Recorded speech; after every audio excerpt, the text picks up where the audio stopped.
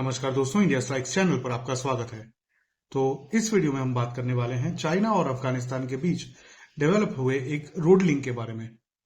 उसके साथ ही देखेंगे कि उसके क्या बेनिफिट्स और चैलेंजेस हैं दोनों अफगानिस्तान और चाइना के लिए। उसके ऊपर चर्चा करेंगे और उसका एनालिसिस करेंगे। तो शुरू करने से पहले वीडियो को लाइक करके चैनल को सब्सक्राइब कर लें और बेल आइकन भी दबा दें।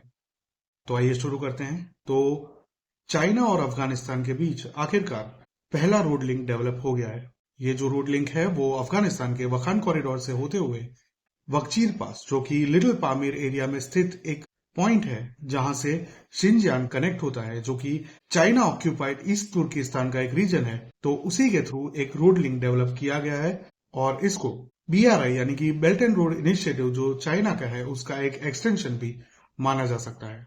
इसी के ऊपर अफगानिस्तान की और चाइना की दोनों की कुछ एक्सपेक्टेशंस हैं। सबसे पहले बात करते हैं अफगानिस्तान की। तो अगर ये रोड लिंक प्रॉपरली वर्क करता है, जिसका जो पर्पस एक्सपेक्ट किया जा रहा है वो इंपोर्ट एक्सपोर्ट और ट्रेडिंग के लिए किया जा रहा है, अगर उसी के लिए ये यूज होता है तो ये रोड लिंक तालिबान को एज अ गवर्नमेंट क्रेडिबिलिटी दिलाने में एक बहुत ही बड़ा काम करेगा। अभी तक दुनिया में किसी भी कंट्री ने तालिबान को अफगानिस्तान की ऑफिशियल गवर्नमेंट के तौर पर एक्सेप्ट नहीं किया है। यहां तक कि चाइना और इंडिया ने भी एक्सेप्ट नहीं किया है। इंडिया के साथ कुछ चैलेंजेस हैं हाल की जो तालिबान गवर्नमेंट है उन लोगों की, लेकिन साथ ही में बैकएंड में कुछ प्रोजेक्ट्स भी चल रहे हैं इंडियन कंपनीज के साथ। तो उसके ऊपर भी जैसे जैसे खुलासे होंगे उसके बाद हम उसको शेयर करेंगे। वापस आते हैं इस पर्टिकुलर अफगानिस्तान और चाइना के रोड लिंक की। तो इसके थ्रू जो अफगानिस्तान की एक्सपेक्टेशंस हैं वो ये है कि ये तालिबान गवर्नमेंट की क्रेडिबिलिटी स्थापित करने के उपरांत अफगानिस्तान के इकोनॉमिक डेवलपमेंट में भी काफी बड़ा योगदान दे सकता है, क्योंकि उन लोगों की जो एक्सपेक्टेशन है उसके थ्रू, इस पर्टिकुलर रोड लिंक के थ्रू चाइना और अफगानिस्तान के बीच में ट्रेडिंग बढ़ाने की है। एडिशनल जो एक्सपेक्टेशन है तालिबान की वो ये भी है कि इस रोड लिंक का यूज करते हुए वो जो उनके नॉर्दर्न पार्ट में तजिकिस्तान का रीजन है जो कि सेंट्रल एशिया पड़ता है, उसके थ्रू सेंट्रल एशिया का भी एक्सेस ले सकता है। तो इसी के चलते काफी बड़ी एक्सपेक्टेशंस हैं, कुछ एस्पिरेशंस हैं अफगानिस्तान गवर्नमेंट की, लेकिन उसी के सामने चाइना की भी जो एक्सपेक्टेशंस हैं वो ये है कि अफगानिस्तान में कई सारे ऐसे रीजन्स बताए जा रहे हैं जहां पर कई सारे एलिमेंट्स और मिनरल्स अवेलेबल हैं जो अभी तक एक्सेस नहीं किए गए हैं।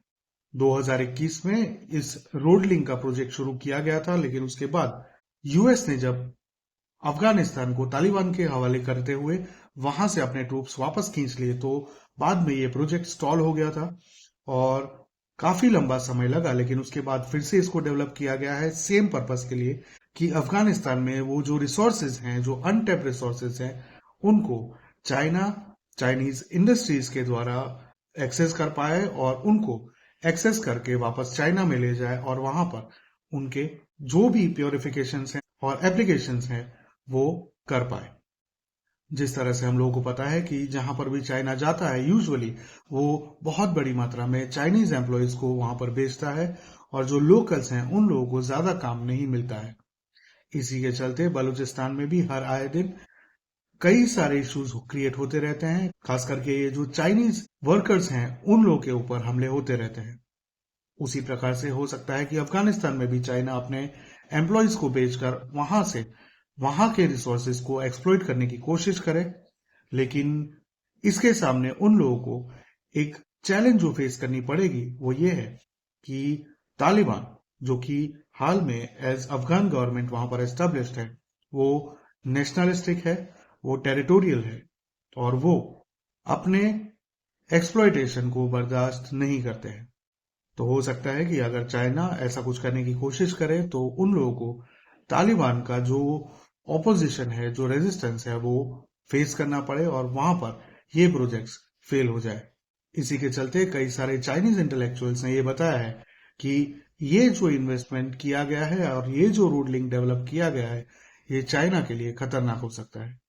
एक है इकोनॉमिकल वेस्टेज, यानी कि जो भी पैसा इन्वेस्ट किया है वो डूब सकता है, ऐसी संभावना है, क्योंकि अभी तक किसी प्रकार की क्रेडिबिलिटी अफगानिस्तान ने यानी कि तालिबान गवर्नमेंट ने एस्टैब्लिश नहीं की है इस पर्टिकुलर सिनेरियो में, उसके ट्रेड से रिलेटेड सिनेरियो में और वहां पर मल्टीनेशनल इकोसिस्टम को डेवलप करने को लेकर जो सिचुएशन है उस सिनेरियो में, तो वो एक बहुत ही बड़ा चैलेंज होगा चाइना के लिए। और साथ ही में दूसरा जो चैलेंज चाइना को फेस करना पड़ेगा वो ये है कि जिस तरह से हमने आपको पिछले वीडियो में एक मैप दिखाया था चाइना का, जिसमें एक पोर्शन जो है जिनजियांग का, वो ईस्ट तुर्किस्तान का रीजन था ओरिजिनली, जो कि हाल में चाइना द्वारा ऑक्यूपाई कर लिया है। जिस तरह से चाइना ने तिब्बत पर कब्जा कर लिया था और अक्साई चीन पर कब्जा कर लिया था और साथ ही में मंगोलिया और कई सारे अलग अलग रीजन्स पर कब्जा कर लिया है, तो उसी के चलते ये जो जिनजियांग का रीजन है वो बेसिकली ईस्ट तुर्किस्तान का रीजन है, जहां पर यूगर मुस्लिम स्थित हैं। और कई सारी ऐसी खबरें आती हैं कि उन यूगर मुस्लिम्स को बहुत ही प्रताड़ित किया जाता है और रीऑक्युपेट किया जाता है, जिसके नाम पर उन लोगों को दबाया जाता है। इसी के चलते उसके सामने, चाइनीज गवर्नमेंट के सामने, पीएलए के सामने कुछ ऐसे रिबेल ग्रुप्स खड़े हो गए हैं जो अपने आप को ETIM यानी ईस्ट तुर्किस्तान इस्लामिक मूवमेंट कहते हैं। उन लोगों ने वहां पर रिबेल करना शुरू कर दिया है और ये बताया जा रहा है कि तकरीबन 500 जितने ETIM के एक्टिविस्ट और रेजिस्टेंस फाइटर्स हाल में नॉर्दर्न अफगानिस्तान में बैठे हुए हैं। और खास करके ये जो वखान कॉरिडोर का जो रीजन है, खास करके ये जो बड़ाक्षान का जो रीजन है जहां से होकर ये रोड लिंक गुजरता है, उस रीजन में वो लोग स्थित है। तो ये अफगानिस्तान चाइना ट्रेड के लिए एक बहुत ही बड़ा चैलेंज हो सकता है और साथ ही में चाइना के लिए एक बहुत बड़ा चैलेंज हो सकता है, ऐसा वहां के इंटेलेक्चुअल्स का कहना है। क्योंकि इस रोड लिंक का यूज करके वो जो रिबेल्स हैं वो जिनजियांग रीजन में यानी कि चाइना ऑक्यूपाइड इस तुर्किस्तान के रीजन में घुस सकते हैं और वहां पर जो यूगर्स हैं उन लोगों के लिए रेजिस्टेंस मूवमेंट स्टार्ट कर सकते हैं, बढ़ा सकते हैं, जिससे बीजिंग को काफी ही मुश्किल आने वाले समय में झेलनी पड़ सकती है। तो काफी ही हर्डल्स हैं, काफी ही चैलेंजेस हैं और स्ट्रगल्स हैं इस रोड लिंक के डेवलप होने के बाद भी। और साथ ही में वहां पर जो कस्टम्स का एक जो छोटा सा पॉइंट रखा गया है, जो छोटा सा यूनिट रखा गया है, वो भी उतना सक्षम नहीं है कि ऐसे जो भी रेजिस्टेंस फाइटर्स हैं उन लोगों को रोक सके। तो आने वाले समय में देखना होगा कि किस तरह की डेवलपमेंट्स होती हैं। हम हमारी नजरें बनाए हुए हैं इस पूरे डेवलपमेंट के ऊपर, क्योंकि ये जो रीजन है ये सीधा पाक ऑक्यूपाइड कश्मीर के नॉर्दर्न पार्ट में लगता है, जैसा कि आप इस पर्टिकुलर इमेज में देख सकते हैं। तो भारत को भी इसकी काफी असर हो सकती है और साथ ही में भारत का जो आईमैक है उसके ऊपर भी कई सारे सवाल उठाने वाले, खास करके जो चाइनीज पत्रकार और चाइनीज मीडिया भारत में है वे लोग। तो इससे ज्यादा कुछ भी फर्क आईमैक के ऊपर नहीं पड़ने वाला है, जिसका ऑलरेडी एक बड़ा स्टेज क्लियर हो गया है सऊदी अरेबिया तक। जैसे कि हमने आपको कुछ समय पहले एक वीडियो में बताया था, तो आईमैक ऑलरेडी ऑपरेशनल है कुछ रीजन्स तक और ये जो BRI है वो अभी भी अपने बहुत ही इनिशियल लेवल पर है, जिसी के चलते इटली की प्राइम मिनिस्टर जॉर्जिया मेलोनी ने G20 के पश्चात उसमें से अपना हाथ खींच लिया था।